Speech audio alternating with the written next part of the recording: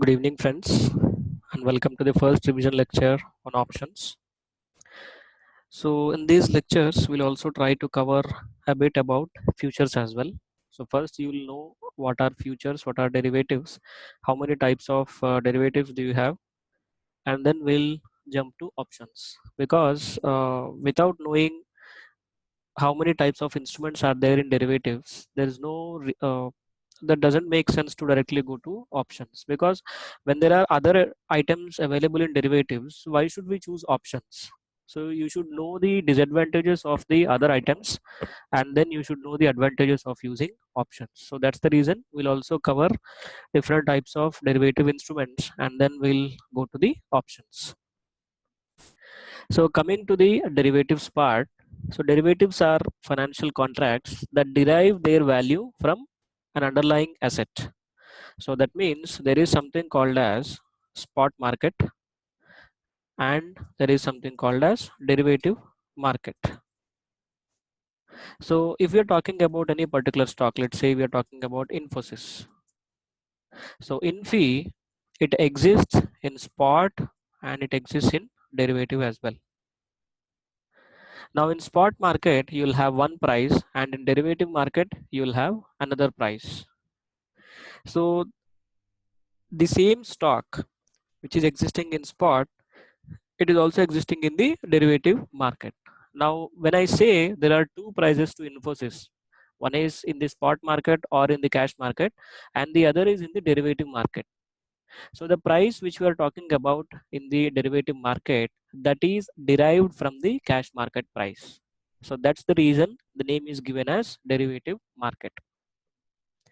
So Infosys derivative market stock price, or we can say future price, but since I did not start discussing about futures, I am using the word stock price. So within derivatives, whatever Infosys is carrying as its price, that is actually derived from the cash market price. So within futures, there is something called as expectancy model, and there is something called as cash and carry model. So based on these two models, the futures price is derived. We'll not go into details of those models, but what you should know is derivatives and spot both move parallelly. So when spot rises, even derivative price rise. When spot goes down, the derivatives price also goes down. Now within these derivatives, I'm only talking about a stock. Added to these, there can be an index like Nifty, Bank Nifty, Nifty IT. There can be a commodity like copper, gold, silver, crude oil, natural gas, all these things. Then you can have currency pairs, USD INR, USD JPY, all these things. And then you can also have interest rates.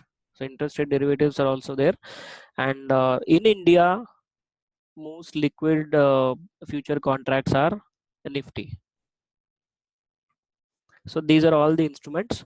So what are all the instruments available? One is stocks, indices, commodities, currencies, and interest rate derivatives. So these are all the instruments over which derivatives can be made.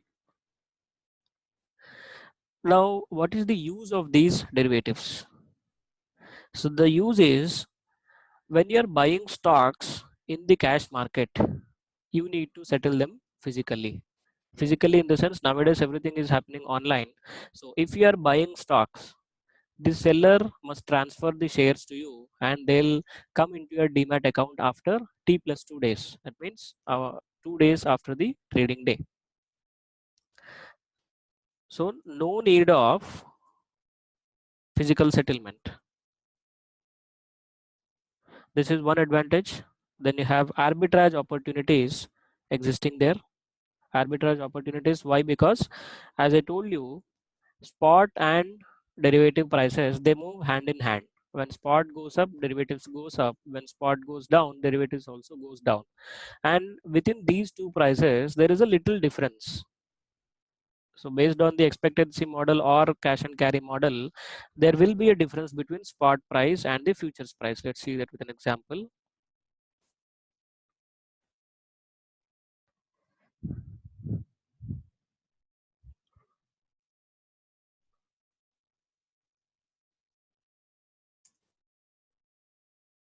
So ACC, the current spot price or the cash market today's closing price is around 1664. The same when I click on the derivatives quote, it is around 1663.3. Now I am seeing this as 25th April. Instead of that, if I go to the May one, it is 1675. So there is a difference between spot and the future market price. So this difference should not be very high. So if there is around 50 rupees of difference between the underlying quote and the future quote, currently what is the difference? 1664 and 1675, it is around 11 rupees. Now instead of 11 rupees, if the difference is around 50 rupees, 100 rupees, etc., so there is an arbitrage opportunity. So what you can do is, to bring down that gap, you can go long in one instrument and you can go short. Matlab, it means you need to take opposite positions. So you'll have arbitrage options here. So this is one type of trading. Next, if you have any portfolio of stocks, you can hedge your portfolio by going short in the futures. Now those futures can be of Nifty or it can be of individual stocks as well. So you have a long-term investment portfolio, and you feel that in the near term or in the mid-term, there might be a slight volatility, or the stock may go sideways, or it might fall. So to encash that opportunity, you can go short on index, or you can go short on the futures of those particular stocks. So you can hedge your portfolio. So while you're hedging your portfolio, what is actually happening? So you are transferring the risk. From your side, you are transferring risk to the other person who is buying the future. So these are the uses of derivatives. That's the reason someone trades on derivatives. Next, the participants. How many types of participants are there in derivatives market? One is the hedger. Hedgers are nothing but the people who hedge their portfolio. Next, you have speculators who trade only in a short term time frame, like within seconds to minutes. Or there are also scalpers, there are intraday traders, there are positional traders. Next you have margin traders. Margin traders, they trade only because margin is supplied by the exchange. Now this margin, what I'm talking about is, so the underlying closing price is around 1664, and one lot of ACC futures costs you around, the one lot is equal to 400 shares. So the same 400 shares, if you want to buy in the cash market, it will be 1664 into 400, which is around 6,65,000. Now the same, if you want to buy in the futures market, you will be provided certain margin. So you'll not need to deposit the whole money. So here if you see ACC, one lot is equal to 400, and the amount that is required to initiate the contract is just around 1,20,000 rupees. Whereas in the cash market, you were needed to deposit around 6,65,000 rupees. So the difference between this is called the margin, which is supplied by the exchange and which is available to you through your broker platform. So many people trade only because of this margin. Although they don't have enough capital in their account, they try to trade this. But what they forget is they are uh, they are taking position of certain quantity which is out of their risk limit. So whenever the price goes up or goes down, let us say current market price is around 1675. So if it goes by 1 rupee on the downside, your actual profit and loss will jump with a difference of 400. For every 1 rupee movement in the futures price, your profit and loss will move by 400 rupees. 1 rupee on the upside, 400 rupees is your profit. 1 rupee on the downside, 400 rupees is your loss. So you need to remember that when you initiate a futures contract, lot size is also important. Just don't blindly see that you are being given a good amount of margin, and you don't want to miss the opportunity, and with blindly you just go long or go short on the future. It is important to see the lot size as well. So these are margin traders, and people who trade to benefit from these arbitrage opportunities, we call them as arbitragers. So these are the type of participants that exist in the future market. Now we have talked about what is futures and all those things, but first of all, what is a future? The main definition. So there are two instruments which are one and the same, forwards and futures. So theoretical definition, forwards and futures, a buyer and a seller, they both agree to exchange a good in the future at a price that is fixed now. So there is an agreement happening between buyer and seller regarding some good, and as of now they fix the price. In future I'm going to buy at this price, and in future I'm going to sell at this price. That price is going to be fixed at this point of moment, and the date on which the exchange of those goods will happen, even that is also mentioned in the agreement. So uh, what exists in this agreement? Everything related to the future point of time. So in future I'll buy this good, in future I'll sell this good at certain price. Now the problem is, now this is the exact theoretical definition of a forward. So forwards, they happen over the counter. That means there is nobody who is going to look after if everything is going as per the agreement. If buyer and seller both are abiding by the agreement or not, there are nobody involved there. Everything happens over the counter. Now a seller can enter into the agreement, but by the time when the time has come to exchange the goods, and if the seller is going to face a loss, if he does not obey the agreement, then buyer cannot do anything. So in order to avoid all these things, a standardized mechanism is in place, and this happens through something called as an exchange. So futures are exchange traded derivatives, whereas forwards, they are over the counter traded derivatives. So in forwards, if the futures are if the goods are being settled or not, if everything that is mentioned in the agreement, is it being abided or not, there's nobody to check. Whereas in the futures market, since everything is standardized and since everything goes through the exchange, the clearing mechanism, settling mechanism, all those things the exchange will take care of. So nothing to worry here. And the problem of liquidity is also taken care by the exchange. Of course, the future should be liquid. If it is not liquid, even the exchange cannot do. But till the time sellers and buyers are available, it will try to match both of them. So these are forwards and futures. We have seen what are forwards and futures. We have seen different types of futures that exist, and we have also seen the uses of futures and how many types of participants exist in futures. Now the problem with futures, why should you not trade in futures, is because the payoff diagram of futures is linear. Linear in the sense,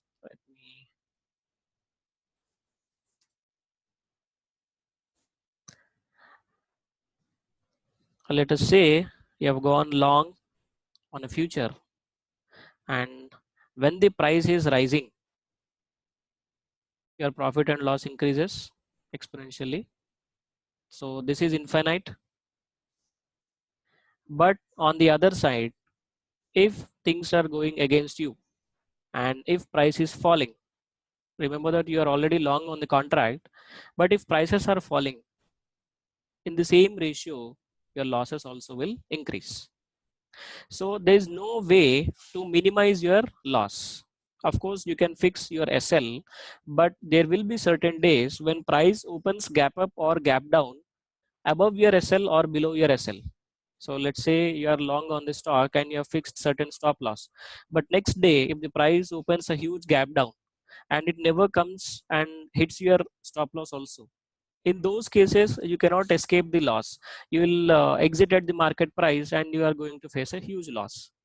So in order to reduce this loss figure, we are going and trading another instrument which is called as options. So as buyer, options will reduce your loss. How will it, and what is the extent that the options will reduce your loss? Let's see that now. So first we'll need to go to the definitions. So options are the second type of instrument within derivatives. I say that forwards and futures are first type of instruments. There is just a little difference in between them over the counter and through a standardized mechanism. And future contracts are not tailor-made, whereas forwards, it is up to the seller and buyer. Whatever conditions they want to mention in the agreement, they can do so. But whereas futures, it is the exchange who has the authority to change the conditions. So future contracts are not tailor-made. When we were talking about ACC, one lot was equal to 400 shares. Now, as a buyer or as a seller, you cannot change the lot size. It's up to the exchange. So that's the reason we say it is not tailor-made. Now coming to the options. So options are also one type of derivatives. Now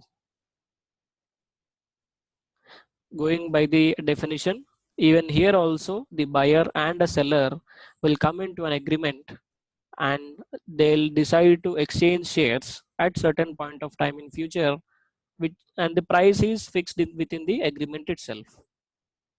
But theoretically, this is the definition. If you see practically, no shares are exchanged in the option platform. Only thing is, when you buy the contract, you need to pay certain premium, and when you sell the contract, the premium is given to you. So the difference in premium, if premium goes up, you will get to keep the profit. If premium goes down, the money will be debited from your trading account. So the game here is to play the difference in the premium. If your decision goes correct, premium will get increased day by day and you get to keep the profit.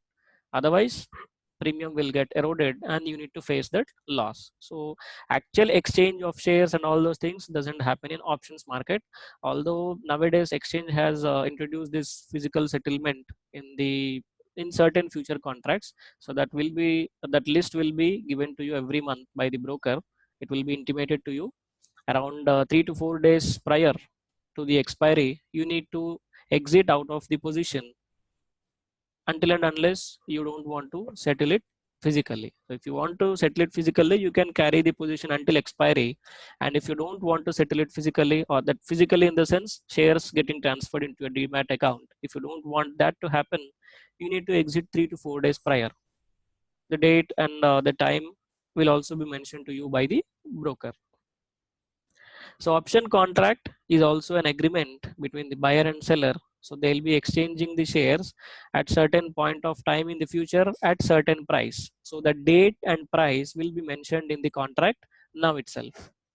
So the date which we are talking about in the future when the shares are going to be exchanged, that you call it as expiry date, and the price at which it is going to at the price at which the shares are going to be exchanged, you call it as the strike price.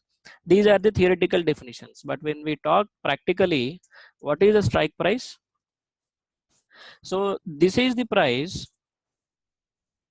which you feel as a trader that the stock might go there, stock or index might reach. So let's say current market price of Infosys is 1000, and in the coming month or in the coming 2 or 3 months, you feel that Infosys is going to go until 1200 rupees. So that 1200 rupees is the strike price. And expiry date, each futures and option contract, they have something called as expiry date, and in parallel, at any point of time, 3 expiries run in parallel.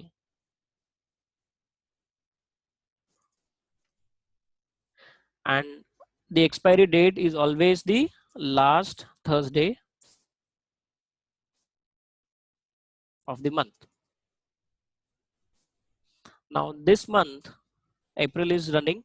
So last Thursday of this month is around 25th. So on that day, April month will get expired, and July month contract will be enforced. Next month, May, last Thursday is on 30th. So the expiry date of May contract will be 30. June 27th is the last Thursday. So on 27th June, the contract will get expired. So when I tell you that 3 expiries run in parallel, now I'm talking about April, May and June. Now from April 26th, there will be nothing called as April month contract. May, June and July will come into enforce. So current month contract, it is called as near month. Next month contract, it is called as mid month contract, and next to next, it is called as far month contract. Now in our case, the near month contract is April, mid month contract is May, and far month contract is June. This is until what time? Until 25th of April. Now from 26th of April, there will be nothing called as April month contract. So near month will be May,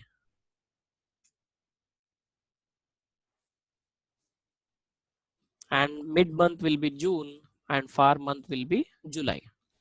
So this is how whenever a contract expires, the other contract comes into force. Always next to next month, or the far month contract is the one which comes into force when the near month contract gets expired. So we have talked about two important points here. One is the strike price. Theoretical definition tells us something else, but actually the strike price is depending upon the technical analysis, the support or resistance or whatever the indicators you are using on the chart. Based on those things, you decide that within the future, that particular price is going to either act as a support or resistance. Or in other words, the stock price may reach that price. So that futuristic price which you are imagining, that you call it as a strike price. And there is something called as expiry, which is the last Thursday of the month. And if it's a holiday, then the Wednesday will be the expiry date. And 3 expiries run in parallel: current month, next month, mid month, near month, mid month, and far month. Next, coming to the premium. So as an option buyer, now see, you have two persons here. One is the option seller and one is the option buyer. So option seller, he actually initiates the agreement, and he is the one who is taking the risk. Now since he is initiating the agreement and he is taking the risk, you need, as a buyer, you need to pay certain amount which is called as premium. So you will get to enter into the agreement with the option seller only when you pay certain premium to him. Now this premium, how will I know? I can go to NSE option chain, and there for the strike prices, so these are all the strike prices of Nifty, and in the LTP column you'll be able to see the premium that you need to pay. So left side you'll be able to see calls, and right side you'll be able to see puts. These are all figures related to put, and these are all the figures related to calls. Now open interest is also an important thing that we need to discuss. So open interest is nothing but how many number of contracts are still open in the market. So people have initiated the contract and they are still in that contract. They did not close it. Why did they not close it? Because either the stock might go in their direction or they are facing a loss. So some people wait until stock reverses to either their buy price or sell price, and then they want to escape that loss. And there are people who are still in the contracts because stock is going in their direction. Now if you see the ratio, 20% of the people wait to minimize their stop loss, and 80% of the people are still open in the contract because stock is going in its direction, in their direction. Now here, one important point you need to observe is, when I say that there are contracts open in the market, you also need to observe who are the persons who are initiating those contracts.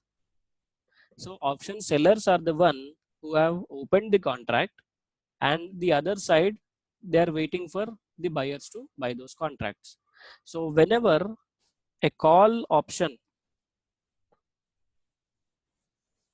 strike price is having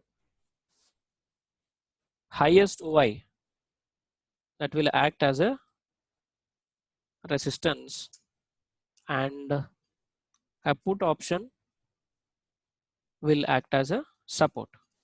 Why does this happen? We'll discuss when we are looking at call option sellers and put option sellers, the payoff diagrams and all those things. When we look at that, you will get to know why am I saying that when call option OI is highest at certain strike price, it is going to act as resistance, and when put option OI is having the highest OI, it is going to act as a support.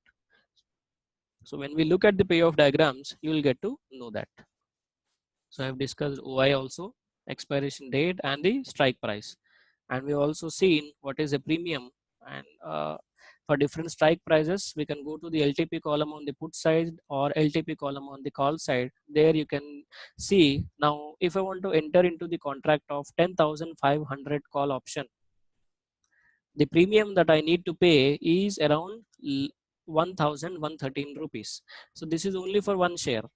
Now Nifty has 75 as its lot size, so you need to multiply this with 75. So this is the total amount as an option buyer. If you want to buy this option contract, you need to give 83,475 rupees, so that you can buy one lot of Nifty 10,500 CE options. CE in the sense European call, and PE in the sense European put.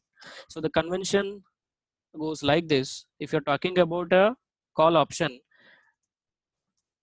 so let's say if you're talking about 10,000 call option, it will be mentioned like this, and a 10,000 put option, it will be mentioned like this. So CE stands for European call and PE stands for European put. So that is the premium which a buyer is paying to the seller, because the seller is initiating the agreement and he's also carrying the risk. So buyer and seller and the underlying, the instrument on which an option contract is made, it is called as an underlying. So index, if it is the underlying, then the future, then the option will be called as index option. And if the option is made on a stock, that will be called as a stock option. Now there are two styles actually. So here you need to focus upon the word exercising. Exercising in the sense shares actually getting exchanged. Now as per the theory that we have studied, shares will get exchanged only on the day of expiry. So if this rule is obeyed, we call it as European option. And if shares get exchanged at any point of time, even before the expiry date, we call it as American options. But practically, if we see in options market within India, no shares will get exchanged, and people only play on the premiums. They just bet on the direction, and if things go in their favor, premium will go up and they'll get to keep the profit. That is what happening. But theoretical definition, American options can be exercised or shares can be exchanged at any point of time, even before the expiry, and European options, shares can be exchanged only on the day of expiry. Now if you are bullish on a stock, you will buy a call option, and if you're bearish on a stock, you will buy put option. So here you have two participants, buyer and seller, and in between them there is something called as an agreement. So whatever the conditions are mentioned in the agreement, as an option buyer you have the right, and as an option seller he is obliged by those rules and regulations. So he need to compulsorily follow, and it's up to you as an option buyer whether to exercise your options or not. It is up to you. And if you want to exercise, the seller should mandatorily fulfill whatever it is written in the agreement. Let's say you are bullish, you bought the call option, and the day has come to exchange the shares. If you are in profits, you can exercise. If the stock has gone up, since you are in profits, you can exercise the option. It's up to you. Now when you want to exercise the option, the seller has to definitely exchange the shares. Now let's say the stock has fallen down. You are bullish, you bought the call option, but the stock has fallen down. And if you exchange the shares, if you are there's no way, there's no need to exchange the shares here, and it's up to you. So you have the right but not the obligation to buy the asset, but as the seller he has to give it. Similarly, the same thing goes for put option. If you're on the buyer side, you have the right but not the obligation to sell an asset.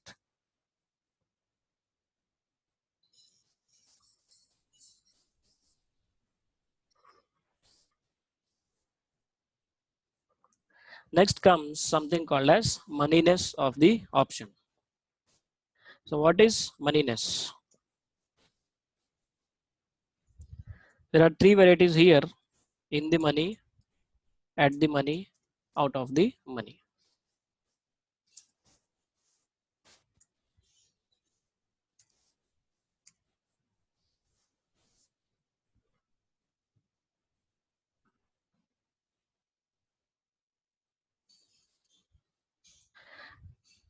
So how does it differentiate in between these three types? Let's say you have bought an option and you have exercised it. If you are in profits, we call that option as in the money. If you are in a situation where there is no loss, no profit, we call it as at the money option. And if you exercise the option, if there is no profit, instead you are in loss, you call it as out of the money option. Now, how do I say if I am in profits or not? So we'll take an example of a call option here. You have bought a call option. The current market price is around 1000 rupees, and you feel that the stock is going to go until 1050. So this becomes your strike price. Now, if you have bought the option, current market price is 1000, and you feel that the stock might go to 1050. If you exercise it on the spot immediately after buying, since the spot price did not reach the strike price, you will not get any profit. So you call it as out of the money option. And on the day of expiry, let's say the stock has reached 1050.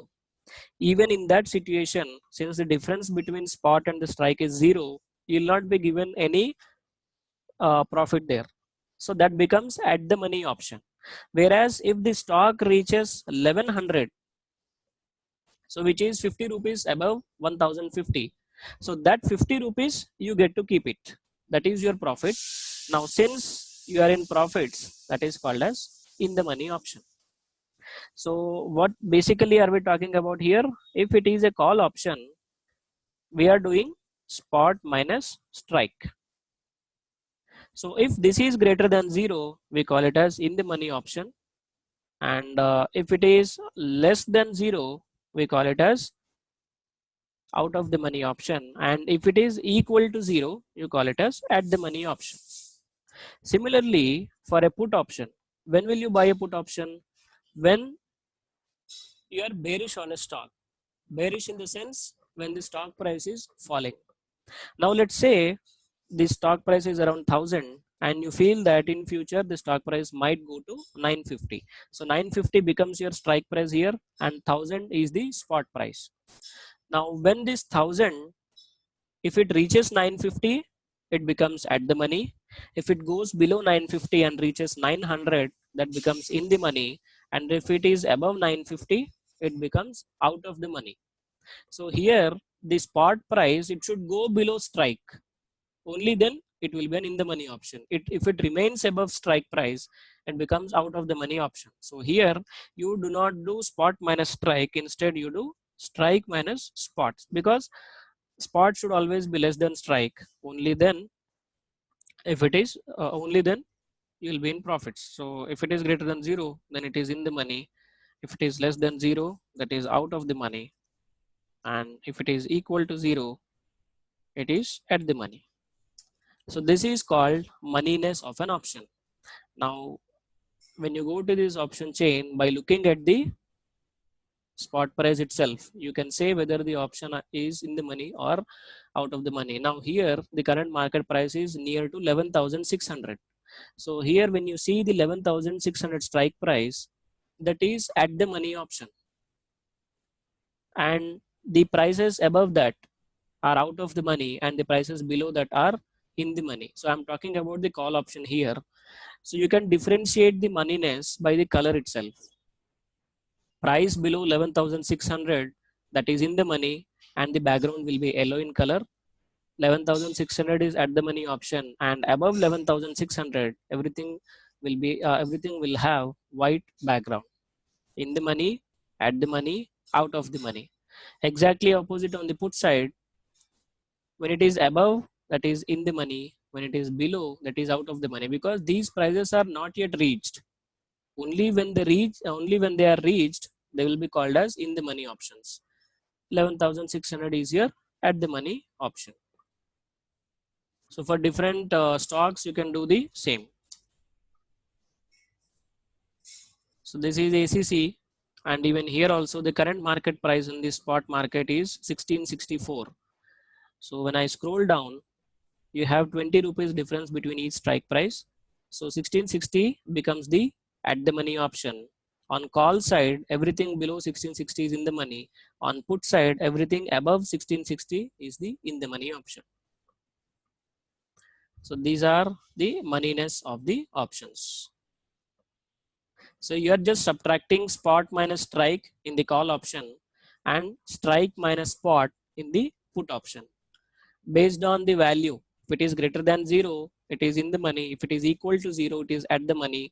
And if it is less than 0, that becomes out of the money option. All that you're looking here is the positive cash flow, whether you are in profits if you exercise it immediately or not. Now then comes the important topic, which is the premium itself. So on first hand,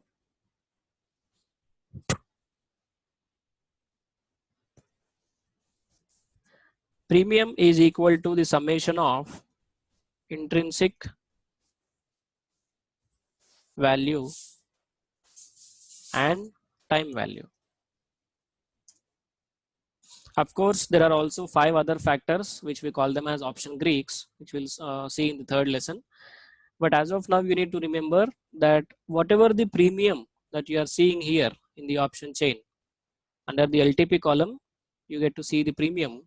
So this premium is comprised of 2 factors. One is the intrinsic value and the other is time value. Now there is a formula for intrinsic value. So intrinsic value, you call it as true value of that option. So here, if it is a call option, maximum of 0 and spot minus strike.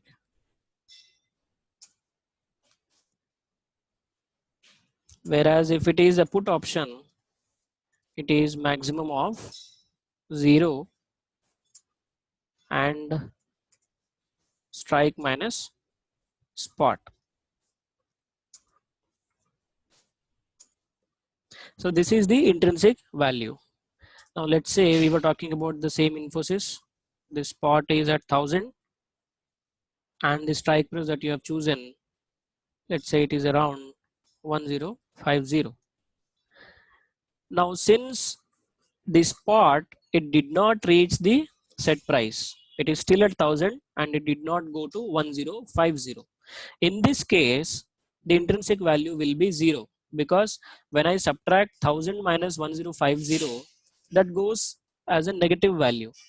But the intrinsic value of a call option, it is maximum of 0 and the spot minus strike. Since the spot minus strike is minus 50, and out of both these values 0 and minus 50, 0 is greater than minus 50, so the final intrinsic value will be 0. Now if the spot reaches to 1100, spot minus strike, it will be 50 rupees, so the intrinsic value will be 50. The same if you are considering about the put option and the strike price that you have chosen is around 950. If this spot is at 1000, intrinsic value will be 0, because here we need to do strike minus spot. So 950 minus 1000, it is minus 50, and put option intrinsic value is maximum of 0 and strike minus spot. So that becomes 0 here. If the spot reaches 900, then strike minus spot is 50 rupees positive figure. In that case, your intrinsic value will be 50. So when you get this intrinsic value, and uh, when you do, so I'm talking about the formula for time value here.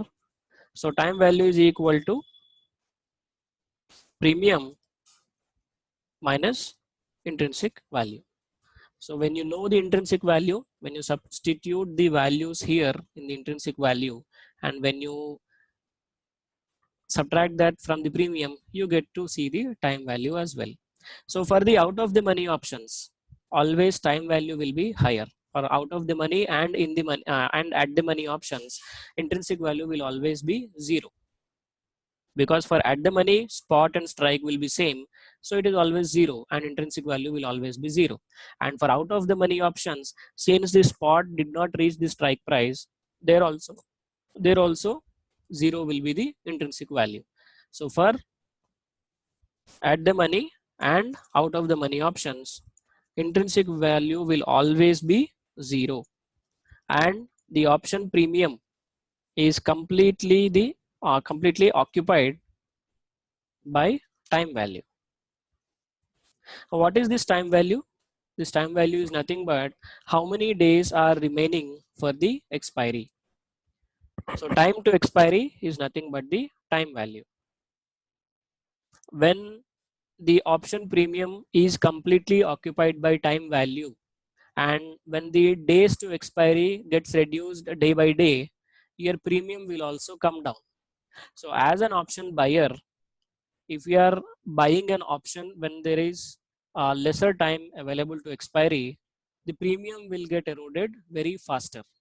When there are more number of days to expiry, premium will get eroded slowly. In those conditions, if there is high volatility, then no problem.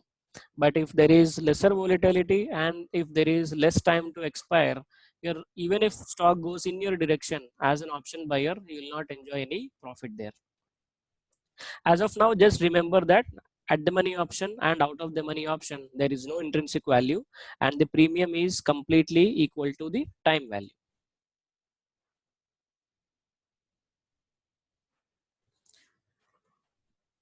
So this is intrinsic value formula, and this is the time value formula. So open interest also we have already seen. So the number of contracts that are still available in the market, you call it as open interest. So that was first chapter, and we'll come to the options themselves. So we'll be talking here about the call and the put option. So within call, there is buy side and there is also something called as the sell side. So buyer will have one view and seller will have another view. So buyer, his view is long.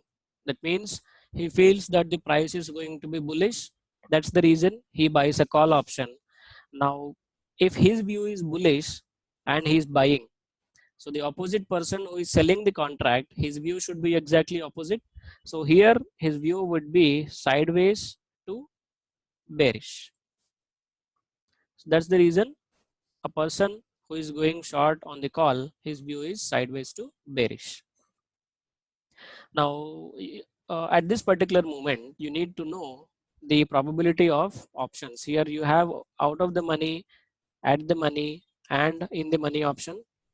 So each of these, so these are only three factors. So moneyness of an option has only three options here. Either your option should expire out of the money, either it should expire at the money, or it should expire in the money. So when I say if these three occupy 100% of a probability, that means each will have 33% of probability. So an option to expire out of the money, there is 33% probability, and for an option to expire at the money, there is 33% probability, and when an option to expire it in the money, there is 33% of probability. As a buyer, when will you enjoy the profits? Only when it is in the money.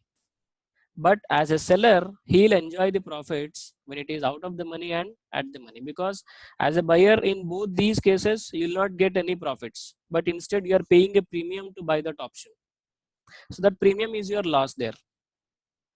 You get to keep the profit only when it expires in the money as an option buyer, and as an option buyer in both these cases you will not enjoy any profit. If it is out of the money and if it is at the money, you don't have any profits in your account. So for seller, the success rate is around 66%, and for buyer the success rate is only around 33%. So this is the reason people try to short the option, because for them there is a chance of 66% of success rate, and for buyers there is only 33%. So for any option, index option or stock option, commodity option, for that to expire in the money, there is only 33% chance. So in future, whenever you buy an option or whenever you sell an option, you should keep this probability in your mind. So a call option buyer, why is the word sideways used here? Sideways is nothing but at the money option. So if an option expires at the money or if it expires out of the money, the buyer will face a loss, and that loss it is given to seller. So seller has two cases here. When there is a sideways market, option will expire either at the money or out of the money. When there is bearish market, option will definitely expire out of the money. So in both the cases, the seller will try to enjoy the profits. So for a call option, there are two sides. First is bullish view. When you feel that the stock is going to go up, you will initiate a buy contract in the option, the call option.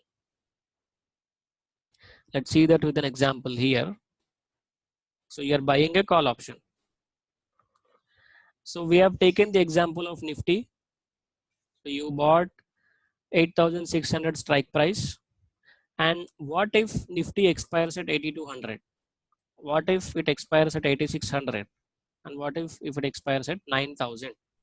So here when the strike price is 8,600 and if Nifty is expiring at 8,200, what moneyness can it be? Is it in the money, or is it at the money, or is it out of the money? I want an answer from all of you. When the strike price is at 8,600 and if Nifty expires at 8,200, what option do you call it as? In the money, at the money, or out of the money?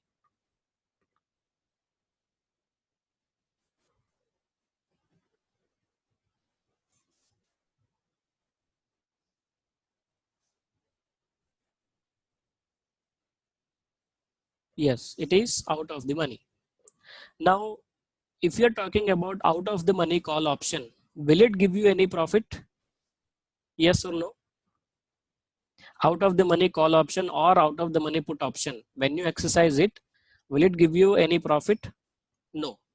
So when it is not giving you any profit, as an option buyer, will you try to exercise it? No, right? So when you are not exercising it, here you won't have any payoff.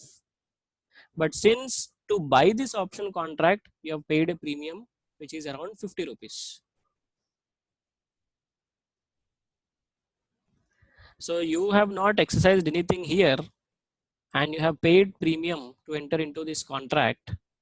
So your maximum loss will be 50 rupees. When it expires at 8,600, spot is at 8,600 and strike is also at 8,600.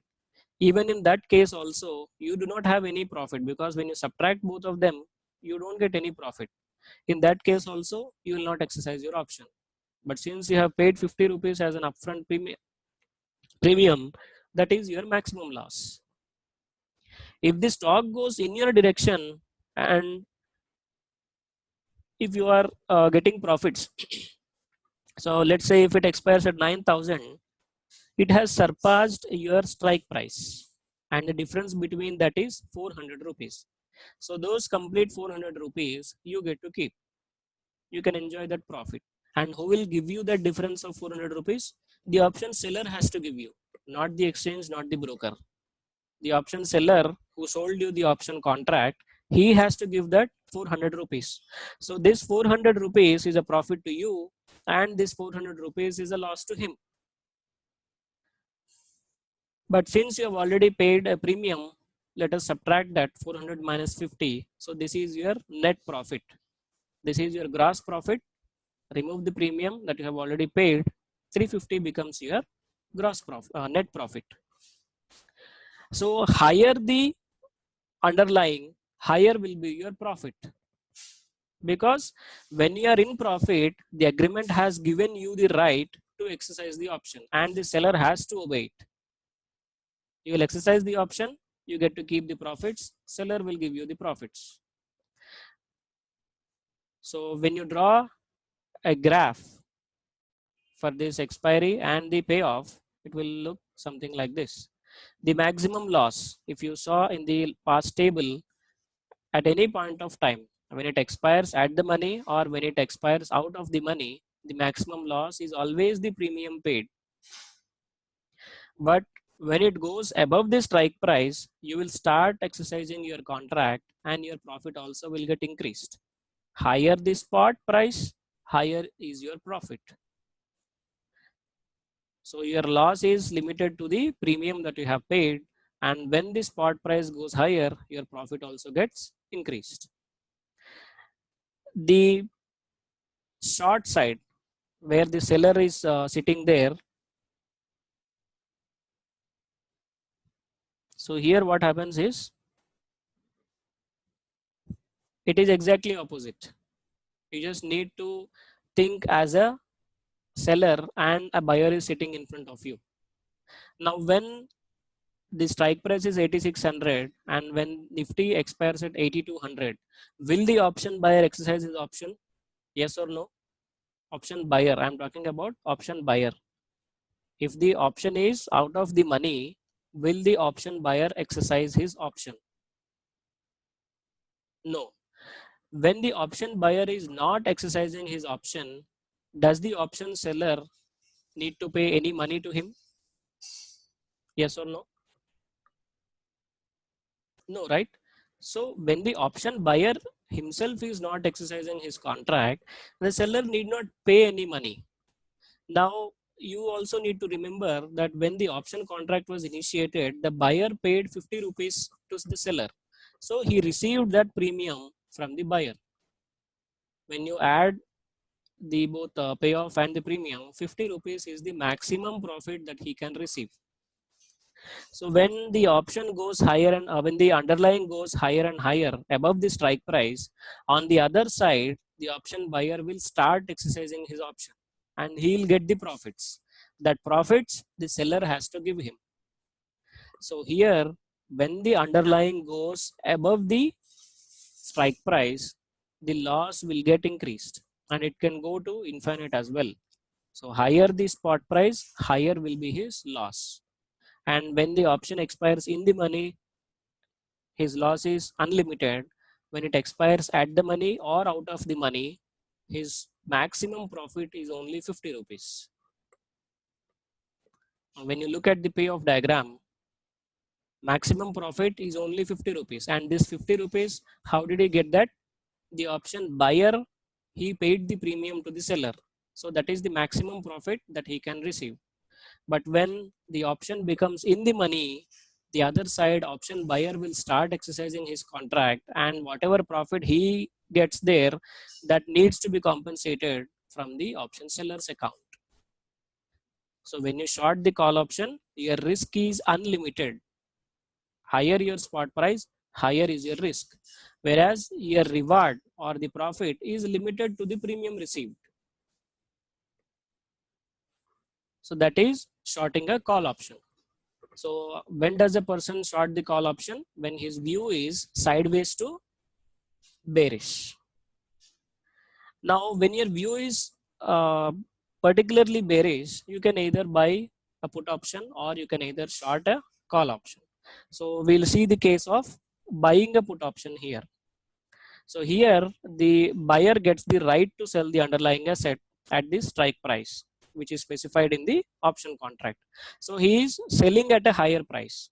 So if the underlying has gone down, and if the strike price is somewhere around higher, so he'll sell at the strike price, and the difference between strike and the spot is the option buyer's profit here. So whenever there is a bearish view on the stock or index, a person will buy the put option. If we see that with an example, 8600 is the strike price, and when Nifty expires at 8200, remember that we are talking about a put option here. So when the spot is less than the strike, we call it as in the money option. And when in the money option is exercised, the difference between strike and the spot is your profit. Since you're on the buy side, you will pay a premium to enter into the agreement. So this is your gross profit, subtract the premium, and this becomes your net profit. Now, as and when the option becomes at the money, so spot and strike both are same, you will start facing losses, and that loss is limited to the premium paid, because you have the right. It's up to you if you want to exercise it or not. When you are facing losses, your view was bearish, and when the spot goes above the strike price, you will not exercise the option. So in payoff, you won't have any loss. Only loss that you are going to face is the premium that you have paid to enter the contract. So even in this case also, as an option buyer, you will be facing a maximum loss of the premium paid, whereas the reward, that is unlimited. So maximum loss when the spot goes higher above your strike price is limited to the premium paid. Even when it expires at 8600, since the difference between both of them is zero, you don't have any profit there, but you have also paid 50 rupees as the option premium. So that will be your maximum loss at the money or out of the money. Profit will be zero. Whereas when the option becomes in the money, that means when the spot goes below the strike price, lower the spot, higher will be your profit. So reward is unlimited in this case. Now, when you are talking about a buy side, there will always be a sell side, which is exactly opposite to this. So if you are enjoying certain profits here, who is giving you the profits? It is being debited from the seller's account. So when when the option expires in the money, and when the option buyer has the profit, that is being debited from your account. So 400 is your loss if the spot goes below the strike price. So difference between them is 400. Option buyer will get to keep the profit, and option seller has to give that. You have paid a premium of 50 rupees here, so the final will be 350, your loss. So lower the spot price, higher will be the option seller's loss here.